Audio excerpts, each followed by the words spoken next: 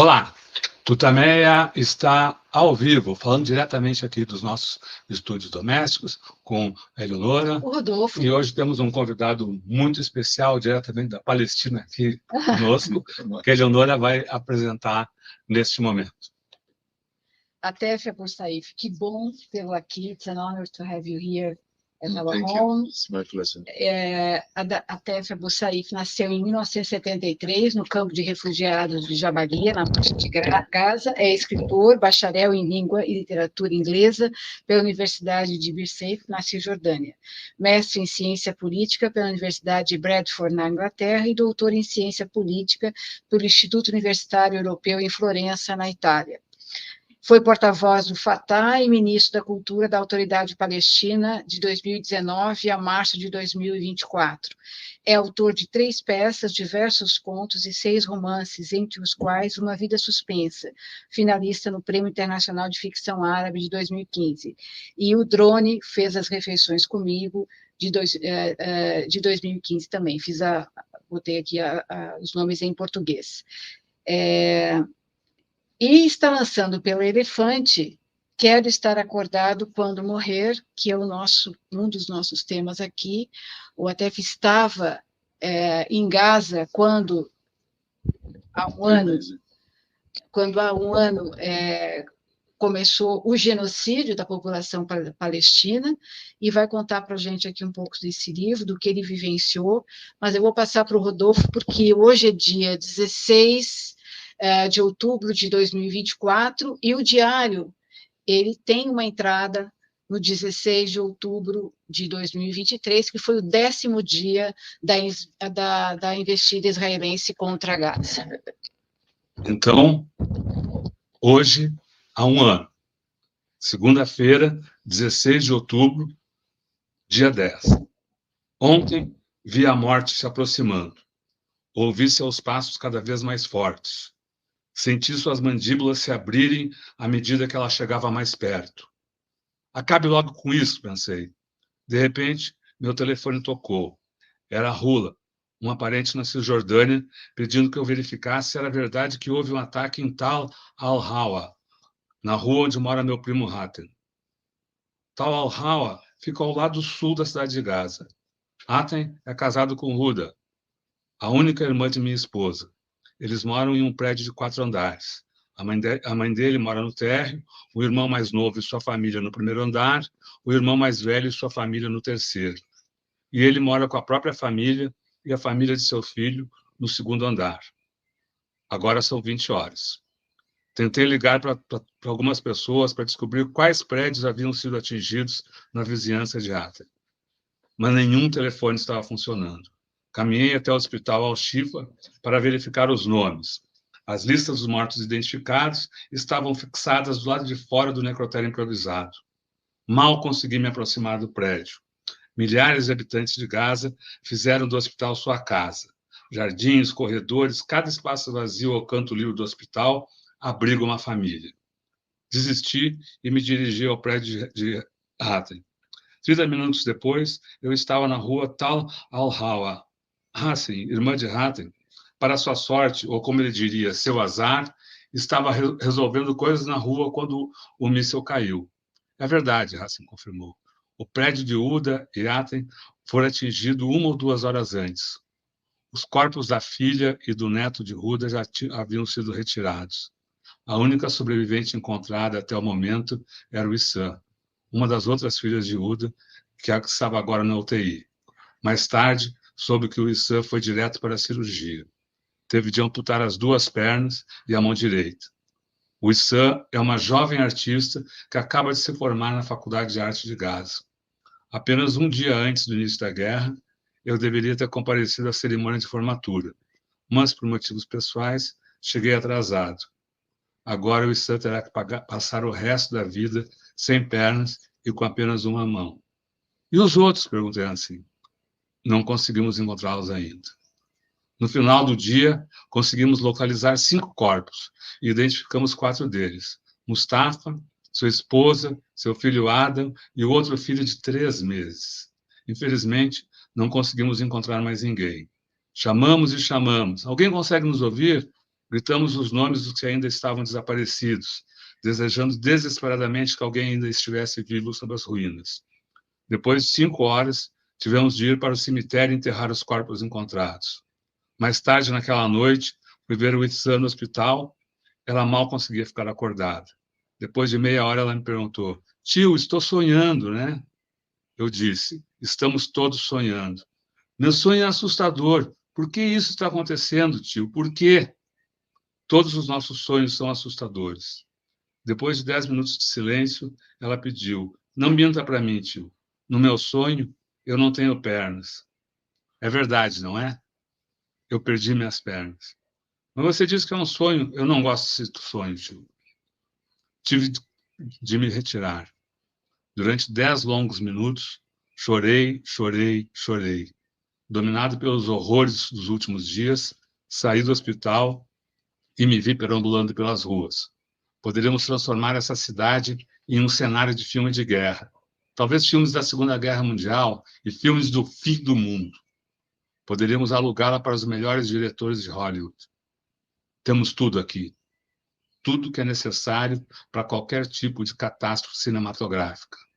O dia do juízo final, sob demanda. That was your day 1 year ago. Yeah, exactly. What do you make of this year that has passed? No, it's just. No, I remember that day. I think this is the second day after my family was killed. Yeah, and this, I think it was the Wissam in the hospital. And, Yeah. Yes. yeah, and, yesterday was like, yeah, the anniversary. It's the first, you know, starting from yesterday up until now, every day I lose some family. But yesterday was the main start of this.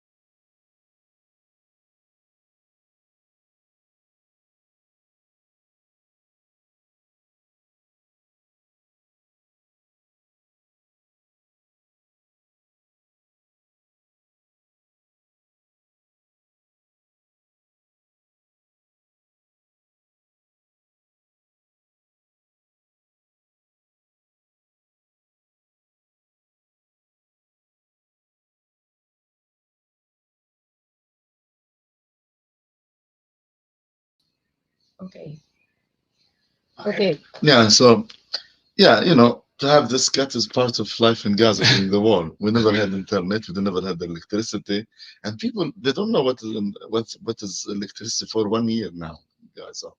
And even the internet is something, just you might get a signal to make a WhatsApp text. But anyway, so I'm saying one year passed since then, and I would say I never expected to talk about this while it's going on.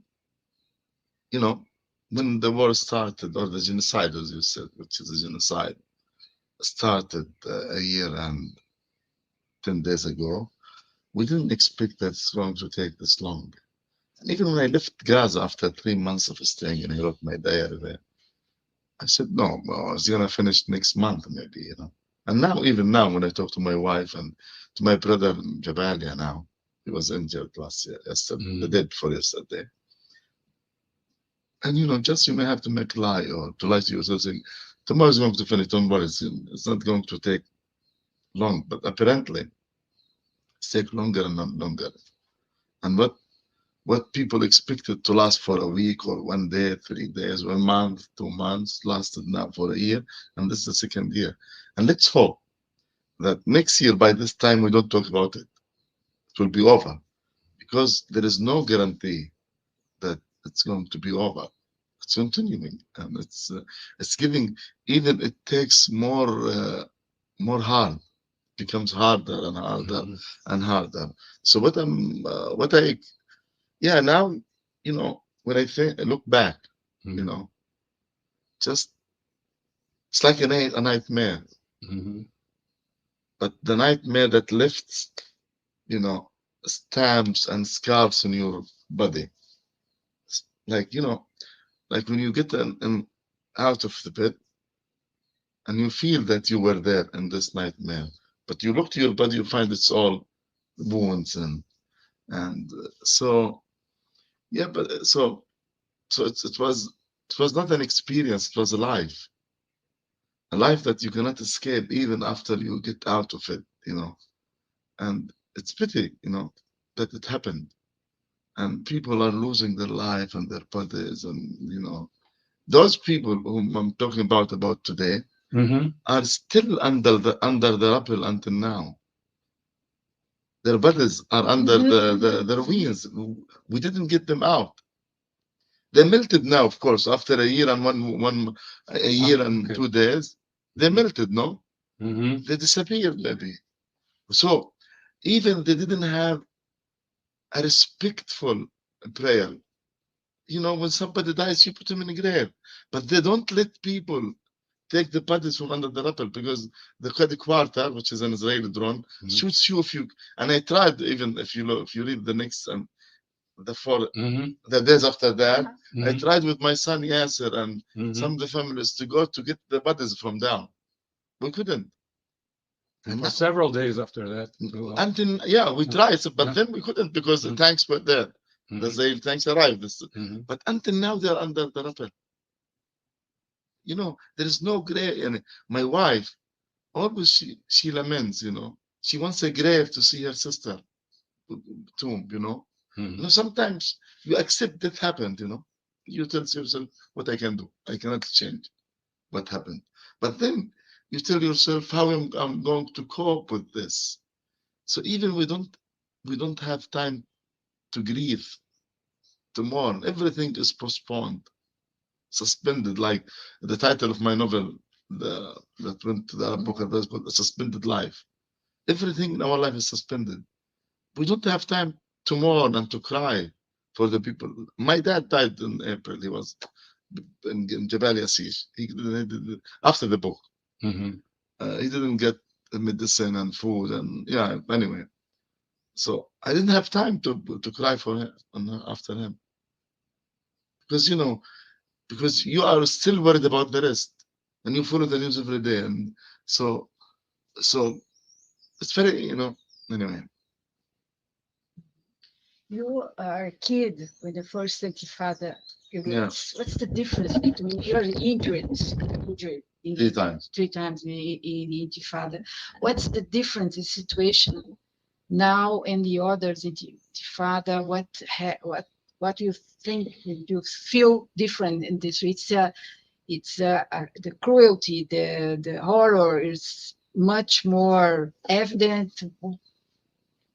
No, as a militant. No, I think what a war is launched against our people since 76 years old. It's never stopped. So it's not a new war.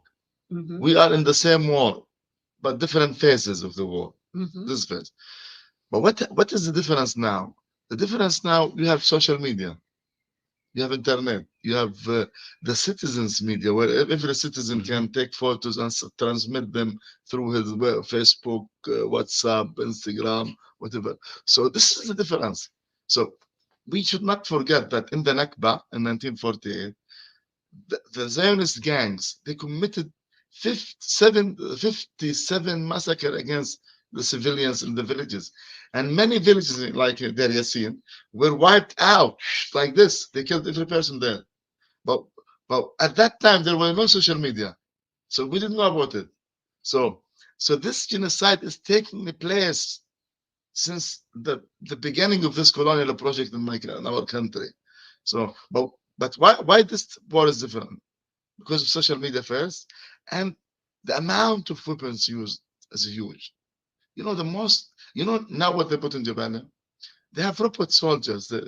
They send them to the streets and they explode themselves in the buildings, and or bare mills, of explosions. They throw them in the houses. It's not rockets even.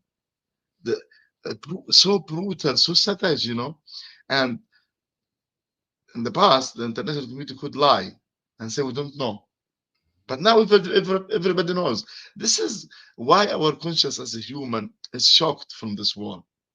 Because most of the good citizens in the world, including in America, they would say, not in our name.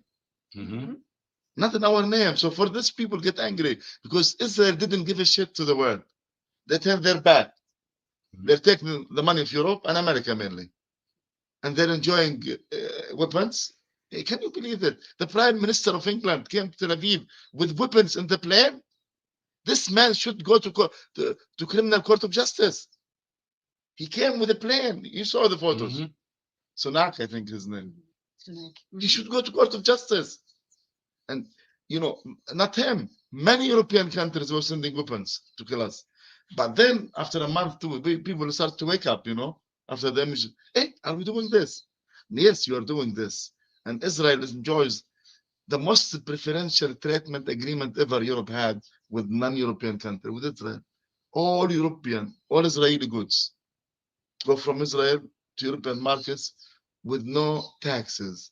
This means these profits goes to the pocket of the Israeli government, which uses this money to industrialize weapons. And Israel, of course, enjoys special treatments and scientific cooperation with European universities in Paris and Rome and London, Madrid.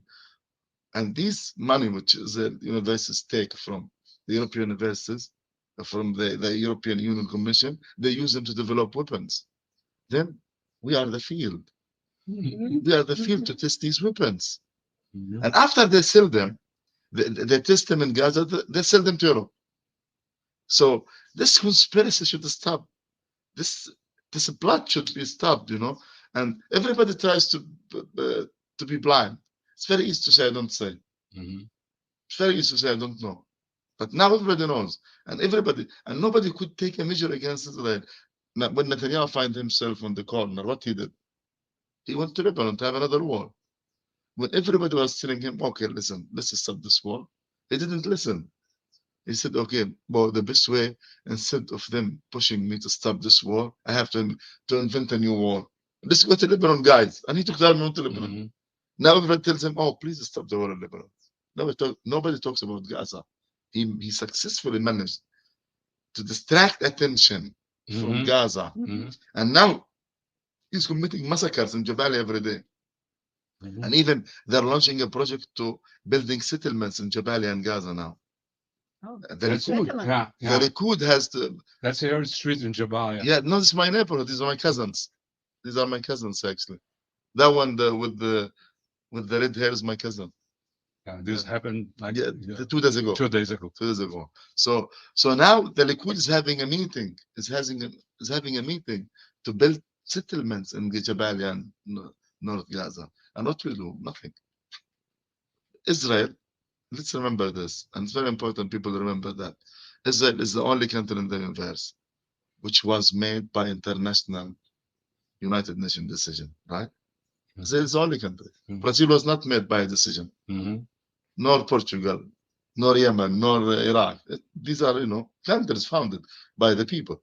But this is the only country where it was made in a decision in 1947, if you remember that. And it's the only country in the world that never applied one single United Nations resolution. Can you believe it? Yeah. The United Nations became. Never. Okay, take this. Israel is the only country in history that declares the head of the United Nations to be a persona non grata. Bravo. Can you believe it?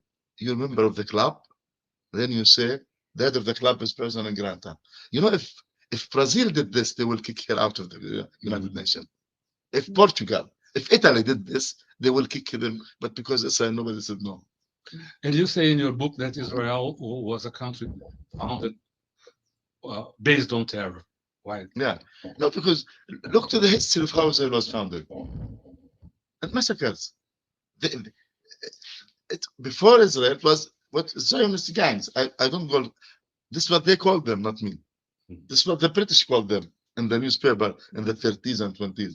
The Zionist gangs, Shtiron and Aragon and Balmah, and their mission, those gangs, were to evacuate the Palestinian villages. So they committed massacres. So the state was built on blood, our blood. We were kicked out of our houses, and our houses were just either destroyed or stolen. And including my family. My family used to live in Jaffa. I don't know, we cannot trace it back. 100 years ago, we live in Jaffa. And now when I go to Jaffa, I find scores of the buildings of my grandfather and grandfather. They're still there. Nice villas, 3 floors, 3 houses. And I live in a refugee camp. So my grandmother and my grandfather were spilled out under the threat of guns out of Gaza, like 9,000 Palestinians. They were expelled from the country at that time. And the land was taken by, the Jewish who came from all over the world.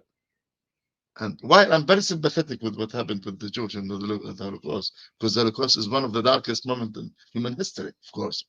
We're all against this, but it's not my fault. It's European fault. They have to take responsibility of their fault, not me. It's not at my expense. It's not that. So so again, this state was built in terror, and it feeds itself by terror until now. So just give me any 5 years in which they didn't go to war. Count them from 1948 until now. Every 5 years they have to go to war. Massive war, I mean. But every year they move to fight. And take it. This war, 2001, 21, there was a war in Gaza, but it was like for 13 days. Then before that, if you remember, 2018. Then 2014 before.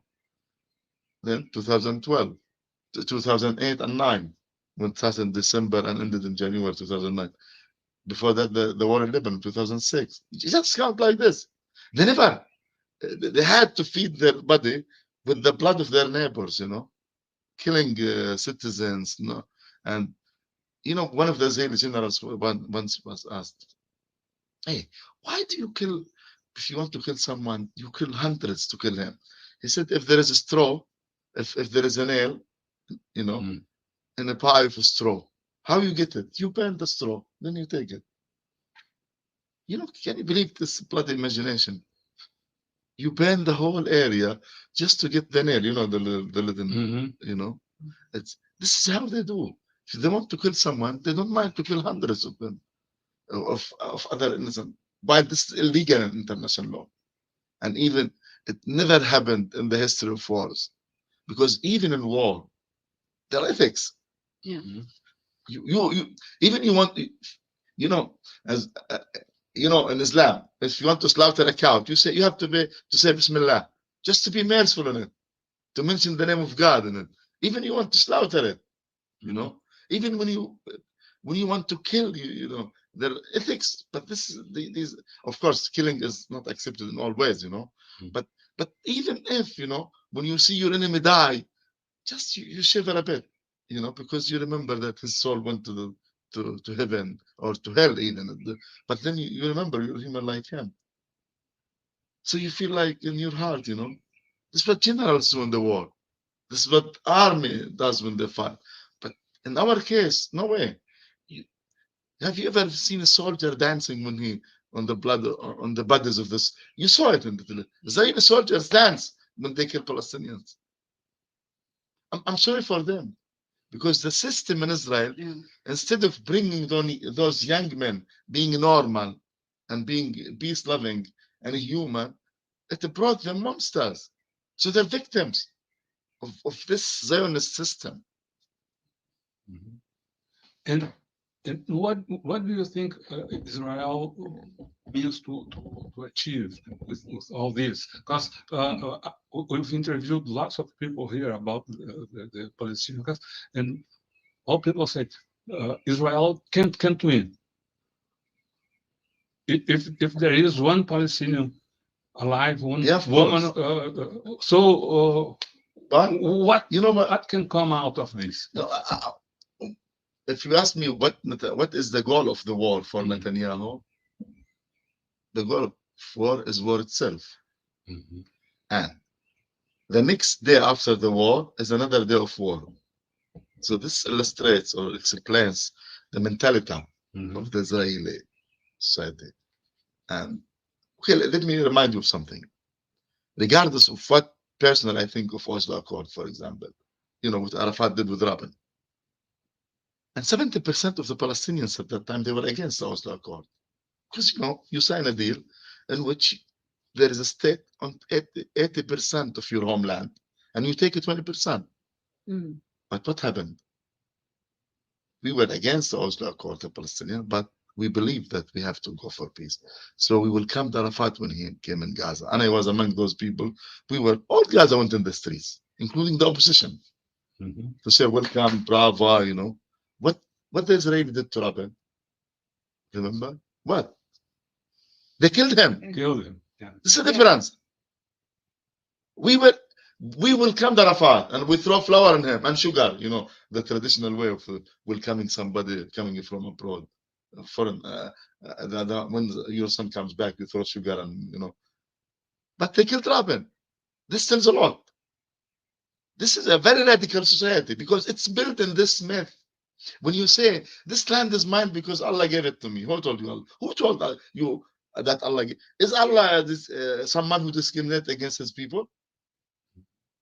If you believe in Allah, God, Allah is not this bad to tell you, you inherit, you don't inherit. Because he wouldn't be Allah anymore. He wouldn't be God.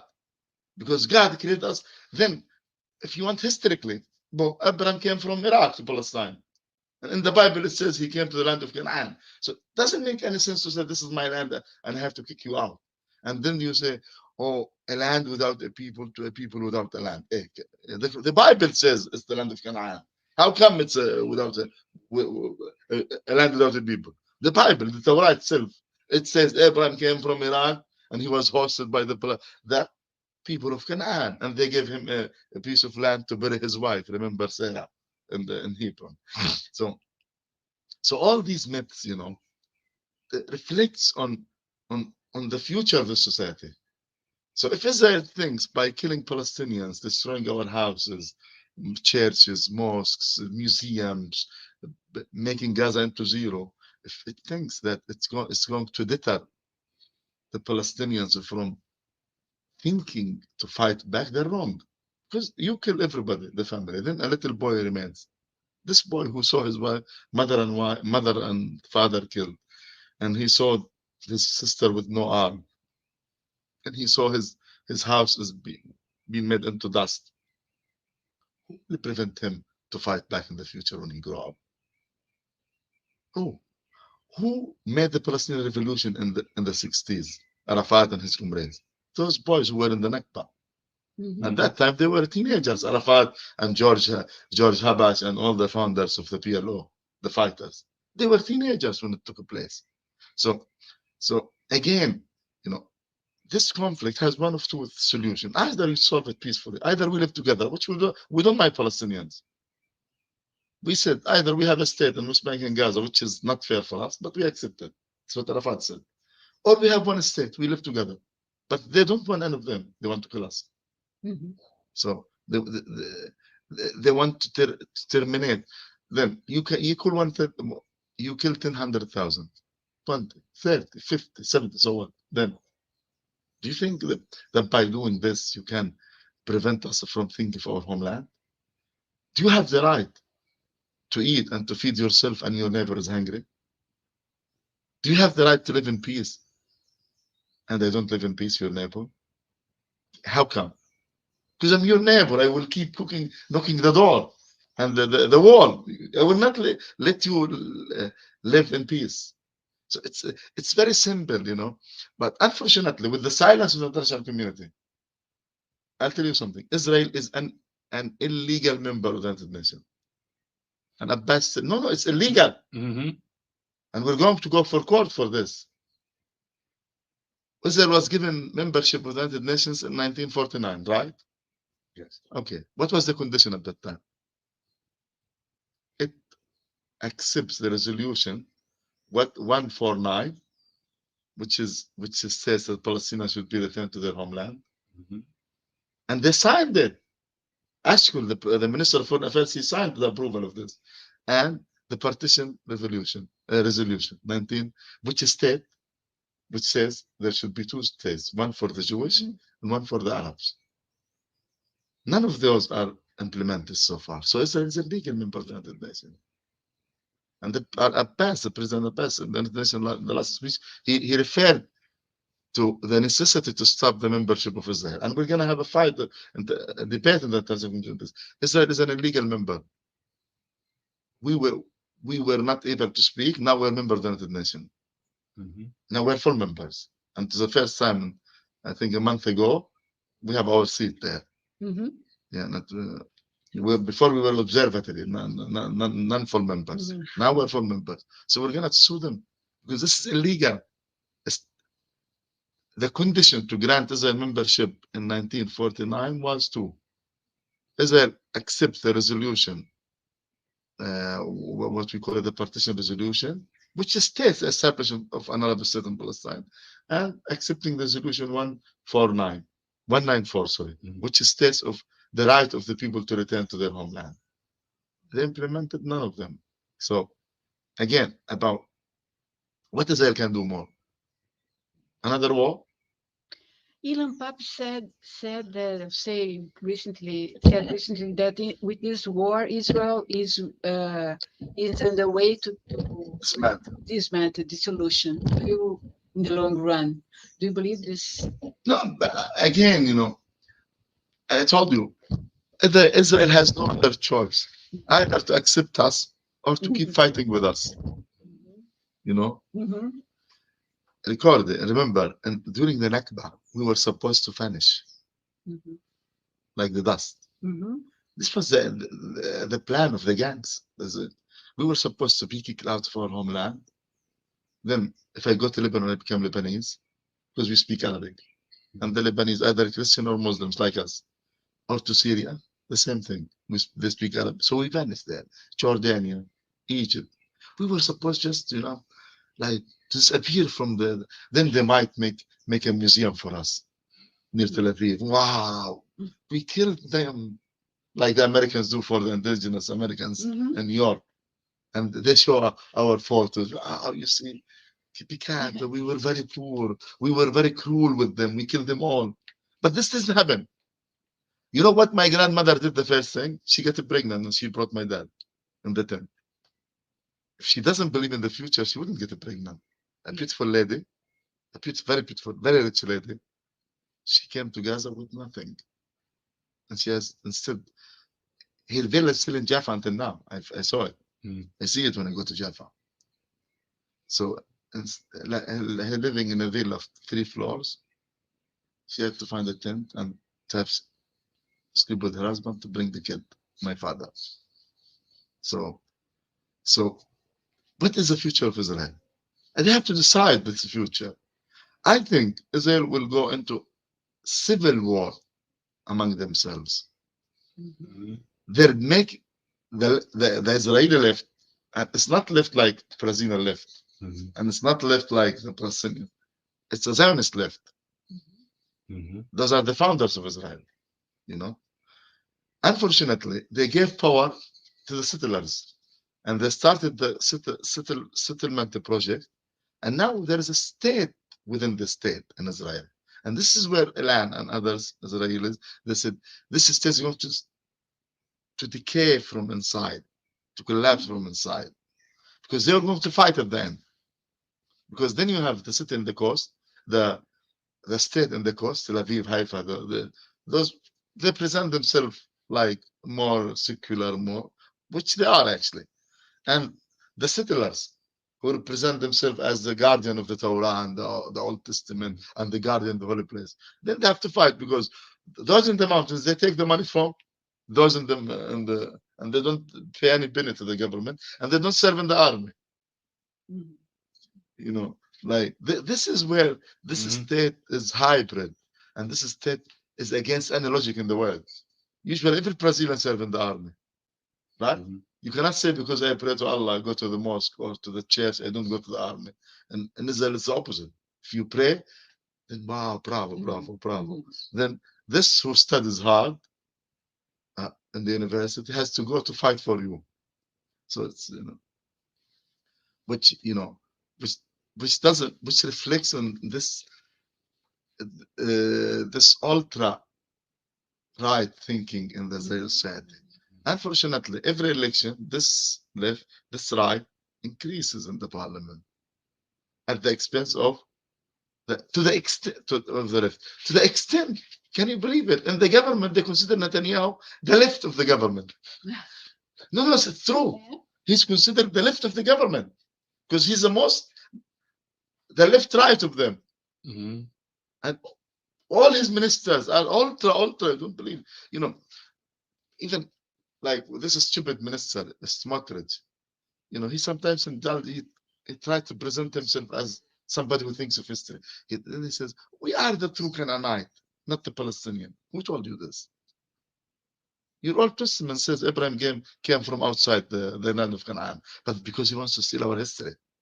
He doesn't want to leave anything for us, even our memory. Yeah. Even our memory doesn't want to leave it. He wants to steal it. He wants to take it from my head like this.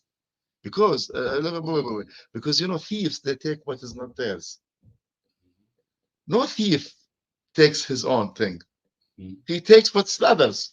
So they're thieves. He wants to steal my history. Yeah, that's one point that we'd like you to expand about, explore a little more. It's you said in your conference about this, that Israel intends to destroy the land, to kill the people, and to destroy the memory. Yeah, and the culture. The culture. No, but culture is. But what is culture? It's the DNA of your identity. Is there any Brazilian doesn't know Jorge Amado? Even they drink the George Amado drink because there's these elements of culture are part of parcel of our identity. It's the DNA. So the Palestinian culture is the DNA for our identity, and our culture. It happens. We are a very old country, 9,000 years ago. So we have culture which relates to our dresses. The thobe, and to the dabka, our popular dance, and and the way we make sapoon, even the soup, in Naples you have sapoon, soap. You have this soap in Naples is made since 5,000 years ago, the same tradition until now. We're registering it in UNESCO this year. And, the same tradition. They make it from the olive oil. When they pick olive oil now, they make it and they make this. Until now we use it in our houses. Though we buy shampoo, we buy all kinds of. But every house should have this, and to wash your body with it. So we have very deep-rooted culture. So part of the Zionist project was to steal this culture. Like the waitress of Al Al, the Israeli flying company, they were wearing the Palestinian dress because they don't have a dress. They're cocktail from all over the world. But even the passengers, the Europeans, say, hey, these are Palestinians. Why you dress them? And when they made the word Miss of the Universe in Tel Aviv, they forced all the ladies, including the Brazilian, to dress the Palestinian top. Can you believe it? That's because they don't have anything. So same thing with the Debka. And some of their embassies, hey, come on, Debka is very pure. It's everything pure Palestinian. We might share some with the Lebanese and Syria. But it's very pure. Classically, we started in our homeland. So they start to steal our history, but this is not the point. They try to destroy anything that connects the Palestinian to his homeland. So if there is nothing in this archaeological site which tells about the Israelis, if they couldn't steal it, they destroy it. Like you heard of the tomb of Joseph in Naples. Yeah, just Google it. It's first. This is not the Prophet Joseph. Prophet Joseph never came to Naples. I'm not saying this. The Torah said so. The Old Testament. It was a holy Palestinian man in the 19th century even. He died in Ramadan, I think, in the holy month. So people considered him holy. Like in Christianity, people with some signs of the sky. So then when the Israeli came, oh, this is a Prophet Joseph. Hey guys, it's not a Prophet Joseph. This is, you see the tombs, it says in Arabic, and you go to the Ottoman Constantinople, Istanbul, you know, and you find the papers of this man. He's the only man. No, no, no. He's and they start to make medicals prayer. This is how they steal the place. It's not because of God. God is innocent from this. Believe me.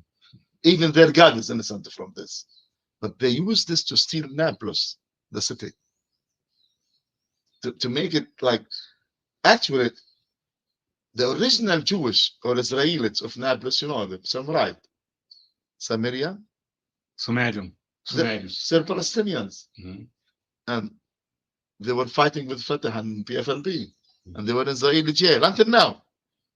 And they consider the establishment of Israel as this shame of the Israelis.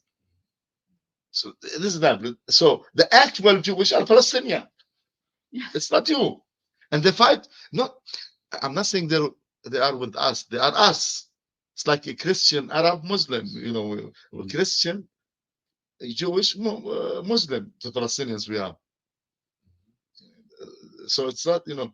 The other day I met a lady here in Brazil. She said, my mother is Jewish Palestinian. She said she immigrated my mother from Safad before the Nakba. So we classically we have Jewish and we love them. They're our, you know, people don't know that one of the greatest top 5 Arab poets ever in history is a Jew before Muhammad. And the first is a Christian, by the way. Like he's like the Shakespeare of the Arabs, you know. Which Muhammad himself recited part of his poetry in his speeches. But he was even a priest. Like he was a king, a Christian king in that. But one of the top 5 is Jewish. But we never know. We know, of course, but we don't mind. Because at the end, Arab is culture. It's not a religion. Being an Arab is you identify yourself to the Arab culture. So it's not even a blood, you know, because this theory of blood is dangerous because it's a create forms of Nazism and chauvinism. So I don't mind if my great poet is a Christian or Muslim or Jew. I don't mind. So we don't have any problem with the Jew. We have a problem with the colonial Zionist project in our country. You know, so part of this project is to demolish. Either we steal their history or destroy it. This history should not exist as it is. Either we steal it or we destroy it. I'll tell you a story. Everybody hearing us now knows Samson. Samson the Great. Samson Dalila. Yeah, brother. Okay. You know the story. Where Dalila was living? In Gaza. It's in the Bible. Read it. Read it in the Bible. And Samson was killed in Gaza. And his grave's in Gaza. But they never wanted Gaza before. They never, you know, we have a place there called Samson the Great. And even my mother used to go there to ask for, you know, holiness, you know. All the Palestinian women go there. If she doesn't give a pregnant, you know, so she go there to ask Allah to, you know this. And even old men, when somebody's sick, go to those holy shrines. It's a shrine. But since Israel occupied Gaza, even until now, they don't want it. Because it's not a religious state. It's a colonial project. You know, there is a tomb of an old man. They insisted it's Joseph. And it's not. And there is the tomb of, what's his name? Samson Dalila. If we call it Samson the Great. And they don't want it. They never touch it. You know, even for a joke, you go there and say, wow, this is Samson, ours. They never do that. Because they don't want. They don't want, remember. So this is not, as I told you, Allah, God is innocent from them. What they do has nothing to do with God and even with the Holy Books. This is a very colonial project. People coming from Poland, from Germany. And of course, then they brought the Arab Jewish. Remember, the Arab Jewish, they came to Israel after the establishment of Israel, not before. No single Arab Jewish came before the establishment of Israel, because this was a colonial European project. But then when they found the state, they started to target, and this is, you have to read the Iraqi history and Iranian history, where the Zionist group, the Zionist gangs movement bombed the synagogues in Baghdad and Yemen to force the people to leave and to come to Israel because they wanted more citizens. But no single Jewish Arab came to Israel before. So this tells a lot about this is so again about cultural. So you destroy the museums. Why? Why do you? The libraries. No, okay, you conquer the city and you find a castle there, Pasha Palace Castle. When Napoleon get in Gaza, he went there and had tried coffee there, and he slept 5 nights. Until now, the French take care of it because of these nights. Even the bloody generals, they use it as offices because this is what generals does. They go to castles to stay there. Why do you destroy it? Why do you ban the books in the library? Because, you know, for him to find a library of 100,000 books in Gaza, this teases him. This refutes his argument that this people doesn't deserve a state. So he should burn it. Why do you bomb the archival center of Gaza City? It's a building from the late 19th century. Why do you bomb it? And you burn all the documents inside it. Why? Why do you destroy the Bank-Lydian, which is the old Phoenician port of Gaza? It's not my history. It's your history as well. This is human history. This is, and from these 5-6 ports, including Gaza and Sidon and Lebanon and Jaffa, people, a human started to know what is the sea, because the Phoenicians were the first sailors in history. So they were the first to connect Europe to the Middle East, the Phoenicians. They went to Etrusca, which is Tuscany now in Italy, and they went to Spain and to Malta and to Greece, and they started to connect. And it was the first kingdom in history where the Mediterranean was one pool, one lake. You know, why do you destroy this port? Why do you attack the third oldest church in the world? She's in Gaza. People, they don't know. They think Gaza. No, Gaza. We had one of the oldest. It's the third oldest church in the world. Why do you destroy it? Why do you attack it? In the principle, why? Who's there? Displaced Christian Palestinians, of whom you killed 18 members. The Palestinian people there, Christian Palestinian, they flew from their house in Ramad and other quarters to God, to the church, to pray, to ask him for protection. This is what happened to Jesus as well, remember? When he was crucified. So they were killed in the church while they were praying. So again, Israel launches different wars. One of these wars is a war against memory, our memory. So they want us to demolish us. For this, they killed Paul. We should not forget that 47 Palestinian authors were killed in this war, including one of Gaza's greatest author, poet, Salim Nafar. I love to mention his name because with his poems, we teach them to our children in the schools, in the curriculum. And he's until now, from November, with his family.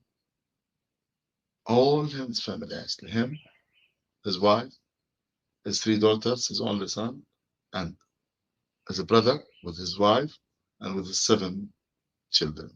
They were all made into zero. Why do you destroy the press house in Gaza, which is like the press club? Why? Which I mentioned again. Yeah. And Bilal. Yeah, Bilal killed it. Yeah, but why do you destroy 17 press offices in Gaza? Of course, I know why. Because you don't want anybody to talk about what happens. Because journalists, and by number, by the way, 174 journalists were killed until the first anniversary. This means 1.7 journalists are killed every 2 days. Let's say 2 journalists every a journalist every 2 days. Let's say not. It's a journalist every day and a half, actually. But let's say a journalist every. This is the highest number in history. In the World War II, The number was not even one journalist per day. This is the highest in history. This is, I think this is a massacre against journalists in the world. The most massive, and you saw 17 press offices and blah blah, the syndicate as well, etc. You know, why do you do this? Because you don't want anybody to talk about the crimes, because you know there are crimes. And I know I diverted from the discussion about cultural heritage, but all this cultural heritage that is damaged, you know, it's just, you ask in this library, all the main Gaza library, we have our cultural heritage there, all the newspaper published before the Nakba, and 1,400 books which were published in Jaffa before the Nakba are there. Now we lost them. We don't have copies of them. We have to search for copies. We have to find the private collection if anybody has a copy of this. And like I have like a copy of the newspaper which my grandfather used to read. So now if we have a new library, I will donate it because we don't have copies. Now all this is banned. And the largest bookstore in Gaza, Samir Mansour, which I think it was in the press, they attacked it in 2001. Yeah, then we built it in 2022. 21 it was built, yeah. And then it was, then now it's been destroyed again. This is something, why? What a threat, of course, words are threat. Words are stronger than bullets. More dangerous because what will remain of all this? The words. Now what remains of the place? What I wrote about it. What your fellow journalists took photos and images. This will remain. Then the fight to rebuild and to remake the place will not stop. For this, they want to kill the truth, the history. So it's I never talked about, but because very painful. But you know what was touching me more? I was seeing the city dying every day. Like you see somebody you love dies in front of your eyes every day. You see him or her laying in bed, and life is taken from him or her. I was seeing Gaza every day dying. Every day I see parts destroyed, and I was crying. Then for this, I said the characters in my novels are lucky because they don't get out of the books. Because if they get out of my novels, they will get lost. They will not know their memories, where they took place. So I invade them and I said, they're lucky that character fiction. That we are from flesh and blood. We remember the places, we remember our memories. The street where I saw my wife the first time. The place where we got married there, or the square where I used to take my little daughter Jaffa there. Now these places are no more there. So I say, wow, my characters are lucky. That's it. It's only characters in the fiction. They live in the book. They don't live in our minds when we read. Yeah. And even though all this massacre, all this brutality, there is resistance. And I say not only the armed resistance, say the groups that actually face Israel, but you don't talk too much about this in your book, but you tell us some things that maybe are even stronger, and that's what I would like you to talk about. Is that when you pass by bodies dismembered, heads that are falling on the street, and all this torture, you see a young couple walking hand in hand, taking selfies. You see 4 or 5 young boys playing football. We love life. Football. You see, and then I think one of the most impacted images, you see the teaching the boy, a boy to write, and to write in the sand. The wind comes, and the letters are and then they start again. Yeah, of course. So that's what I. Let's agree on this something. Resistance is the right of every nation. So we have to resist in all methods. But my diary were not about the resistance, about us as humans. First. Second, no occupation in history has the right to defend itself. So Israel has no right to defend itself. It doesn't exist, this word for Israel. So we have the right to defend ourselves. But how you counter fight back there? By life. Who's the main enemy of that? Who's the main enemy of that? Life. What war wants? To kill you. So if you put your hand on this and you surrender, then you die. So our great poet Darwish says, we love life as much as we can. So instead of dying, because the fact that how we you mentioned the first intifada, how we used to teach the soldiers, we were like dancing dabka. Dabka. We then say, then they shoot against us, because this reminds them that we don't care, we don't mind what you do, and this land is ours. Because dabka actually is not mere dance; it's the relation between the leg and the floor, because it has rhythm. So it's a language, a sacred language between the land and the leg. So it's not just you move. It's like you don't move your body from up. It's all now you move, but mainly this is the classic thing. So we were teasing the soldiers by this. So if you celebrate life, then you're telling the killer that all what you do is not going to stop my life. So for this woman who teaches her kid how to write, for her, she doesn't want her son to be illiterate. And she knows that one of the main aims of the war is to expel us outside history, outside normal life, to make us abnormal. So she wants, we cling to our normality.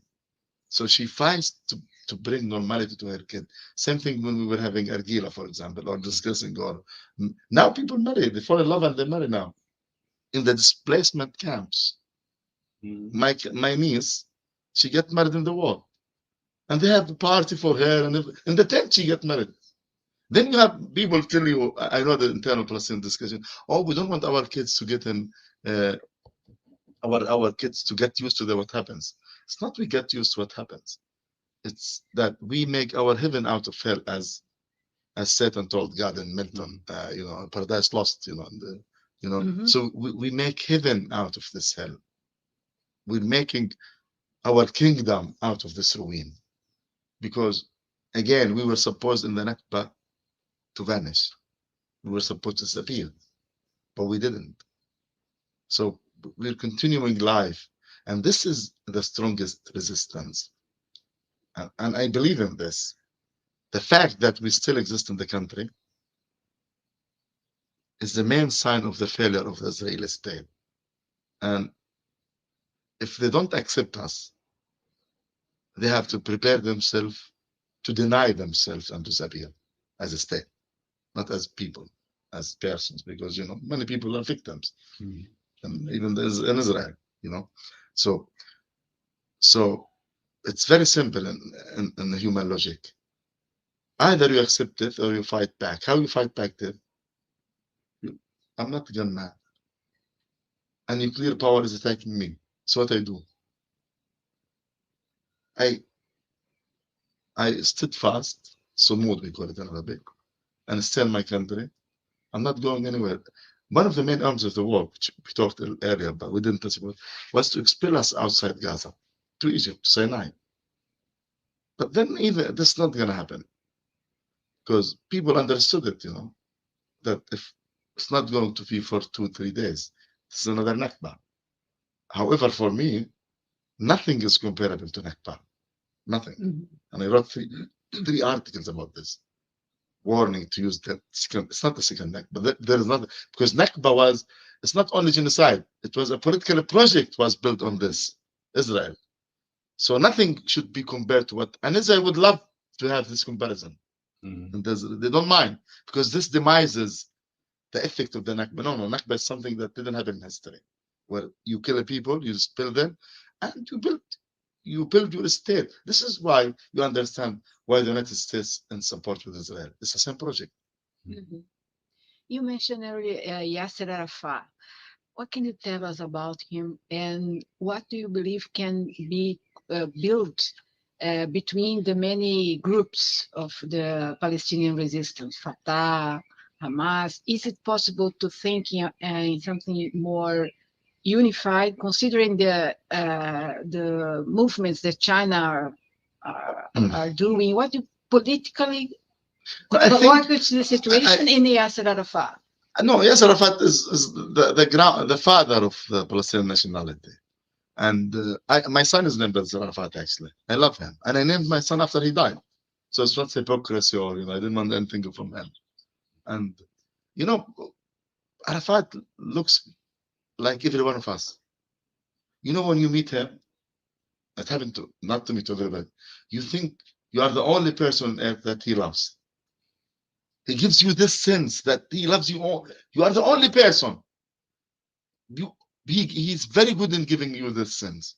And so it's like a flood of passion, emotions he gives you. And you feel though he was very young, but he was named the old man when he was in the 30s.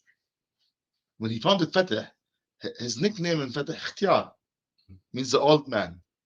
He was 30, and the fighters were 50, but they still called him like grandfather. He has this legacy. So even not many Palestinians, including Hamas, they might disagree with him, but they don't disagree on him. Yeah, Okay. Okay. They disagree with some, but then say, no, he's Arafat. So again, and about the national, and we're approaching his anniversary, actually. 2004. He died, yeah. So He died. now it's 20 years in November, and 11 November. So given this character, I think we should learn many lessons from him about national unity. Now, after the war, and even during the war, we have to reorganize ourselves, to be more united towards fighting for our rights. And there were talks, as you said, in China, and there were talks in Cairo last week for establishing a national committee to administer the life of the people in Gaza during war and after war. And but again, it's like, this division, as we call it, is a dark moment in our history. We should not be more than one party. Okay, I understand we have 13 parties in Palestine: Fatah, Hamas, PFLP, the communist, the nationalist, the popular, different names. But because, we're a very vivid society. We're a very vivid society. But it's shame if this division continues now. Because people in Gaza, they need us. And I wrote this in the last 2 weeks. I have a weekly article in the main Palestinian newspaper. So it's shame if we continue to be divided. We have to organize ourselves, to unite ourselves, and to fight as one front for our rights, especially that there is nothing remains of Gaza. We need to repeat. I told the president when I met him after I came from Gaza, we should not talk about rebuilding Gaza or rehabilitating, remaking Gaza. There is no Gaza to build. You have to start from behind zero. So we need all efforts from Fatah and Hamas and PFLP and Islamic Jihad and all parties to unite in this. And I think there is this sense of needness among everyone, especially the main two parties. In the Palestinian politics, if there is election today, it's Fatah and Hamas, they will take the parliament. The others, they will take like 3%, 2%, but 80% of the members of the parliament will go to the main two parties. So those two parties, these two parties, they should agree, and they should be united in facing the future. And I think our future, I think it's very hard, very difficult, but with more hope now. With more hope. With more hope, of course. Because, as I said, Israel is facing its decline if it continues like this. They have to escape for peace. Remember, they have to escape. If they're intelligent, they will beg Abbas and the Palestinians to have peace with them. We don't, again, this is our land. We're not going anywhere, as I always say. It's our land, and when we live there, we live in our history. We're not going anywhere. We're not disappearing. We're not vanishing. So what they will do? Either to live with us or to leave us. Either they live with us or they leave us. There is no other choice, no?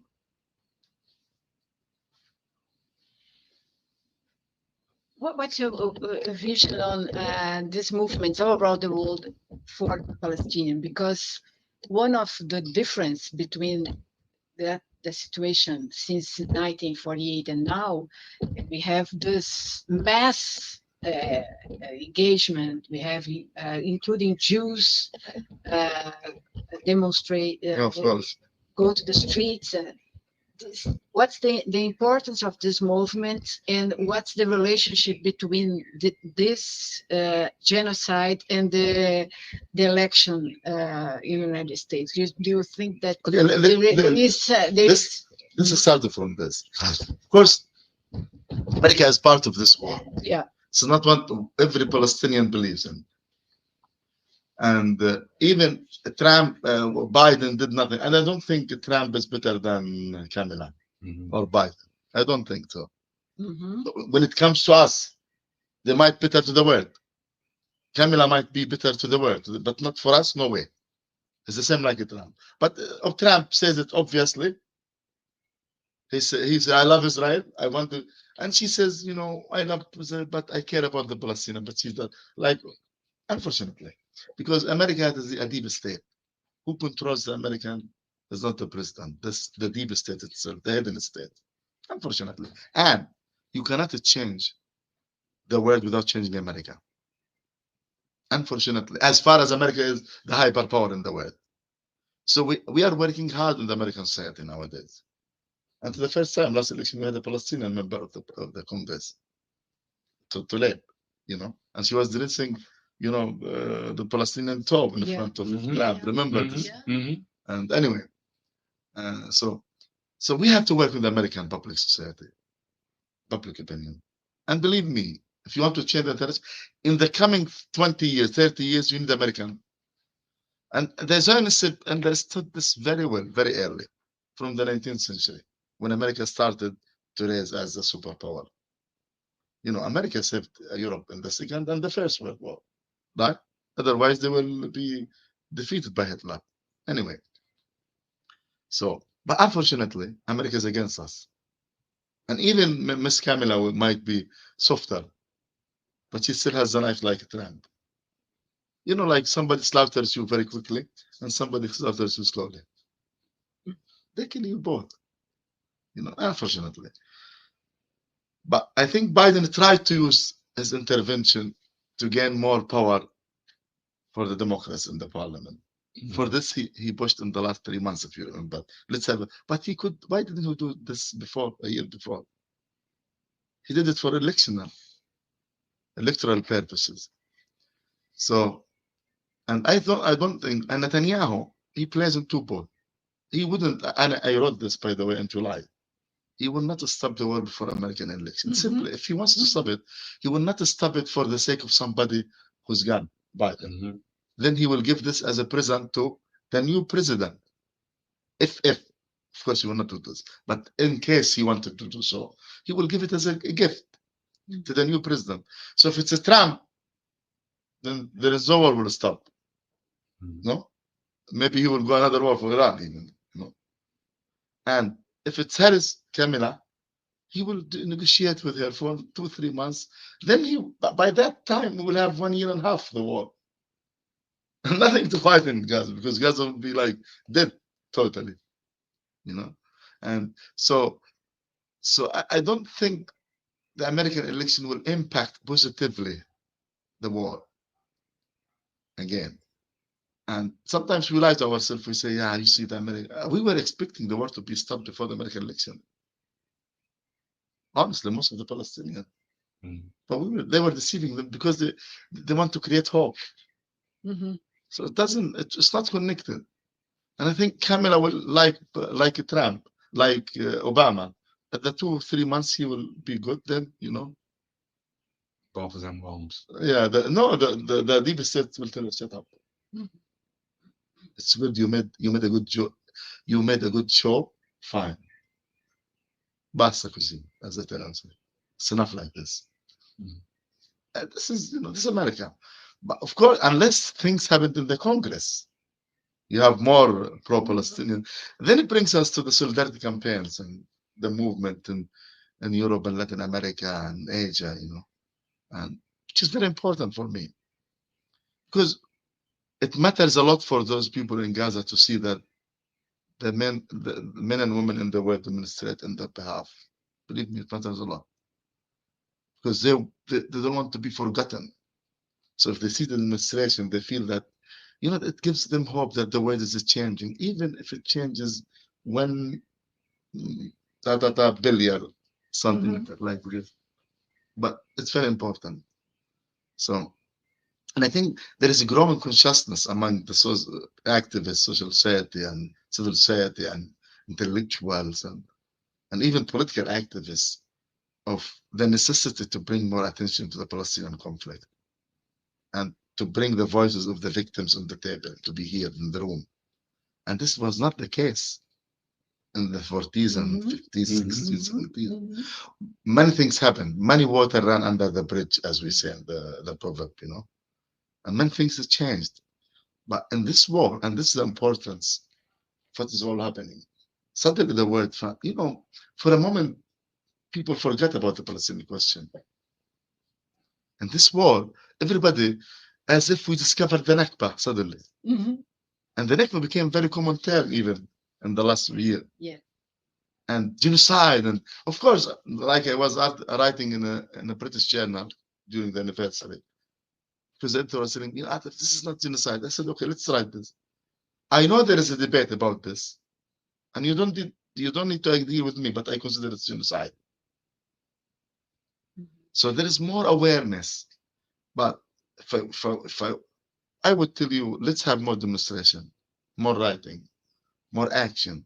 Because I remember when I was in the tent with my sister and brother and my son Yasser, but I don't know, it was the first time there were big demonstrations in London and other cities in the world, including Rio and other places where and so everybody was happy that people are talking about us. The victims, they like to be mentioned. They don't like to be forgotten. And even if we don't change the course of history, at least we say this is not in our name. This is taking place without our approval. This is not us as a human. This who does this is not one of us. For this, we have to continue solidarity action. We have campaigns, demonstrations, writing, thinking, gathering. What's the whole of Brazil in this? The whole of Brazil. President Lula said it was genocidal, almost. He was the first to the president. The president, of course. What's the whole of Brazil in this process? Is there? I don't know, but Palestinian, Brazilians with them because Sylvia, of course, the president Palestine loves Sylvia, the president, and the impression is the Brazilians with the Palestinians. I know they're like a kind of right and left in Brazil, because I'm politician, I know this, and writer, I know this, but the image of Brazil and Palestine is very positive. It's not, among those countries. We know who is against us. We know which country is against us or which people. But Brazil knows. And I think now 10 days in Brazil, most of the discussions I had with people, they would understand. Even if they come from different perspective. They're more tolerant to discuss and, to consider what you say. And I think... And of course, this has to do with the nature of the president. Of course, I know that there are far right in Brazil which are ready to move the embassy to Jerusalem. But these extremists, you find them everywhere in the world.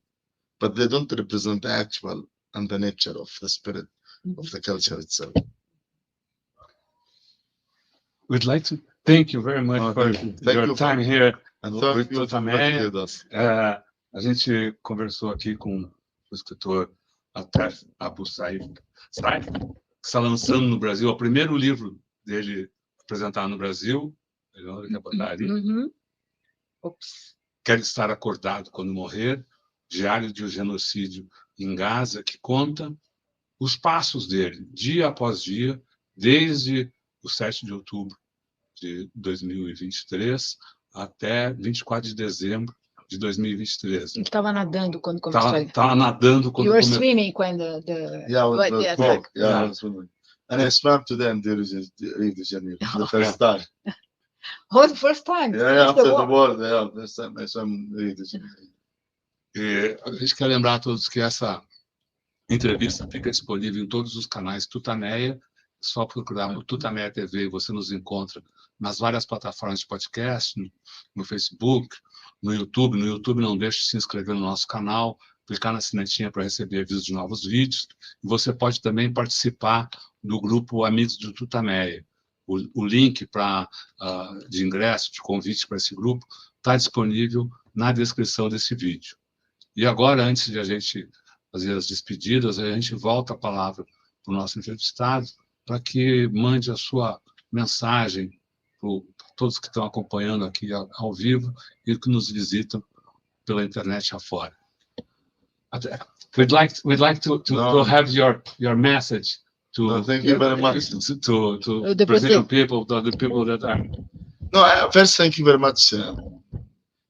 Thanks for the team of TUTAMÉIA for giving me the floor to speak and to talk about my people and my family and my experience. And I think, in Palestine, as I said, we have very good impression of the Brazilian position. But my message that, I think we have lots to share.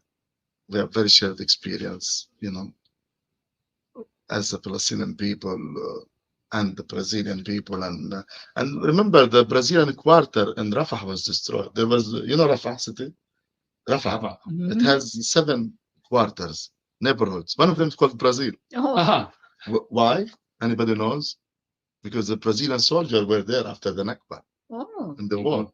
They were in the border. And they left recently after the Egyptian-Israeli peace deal in Camp David. So it's good. And many people speak Brazil there, the whole generation. No, it's true. And even the accent of the South in Brazil. Because the Brazilian battalion was from the South. Yes. So they have an accent there. Even the old men, I remember anyway.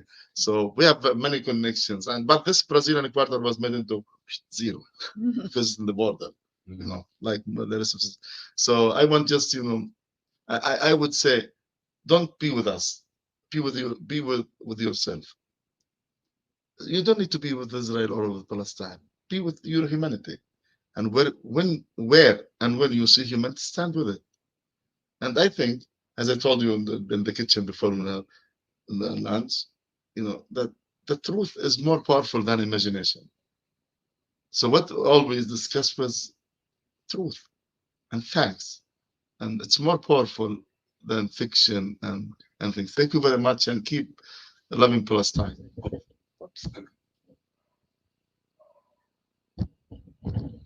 Apareceu os 13 aqui. No.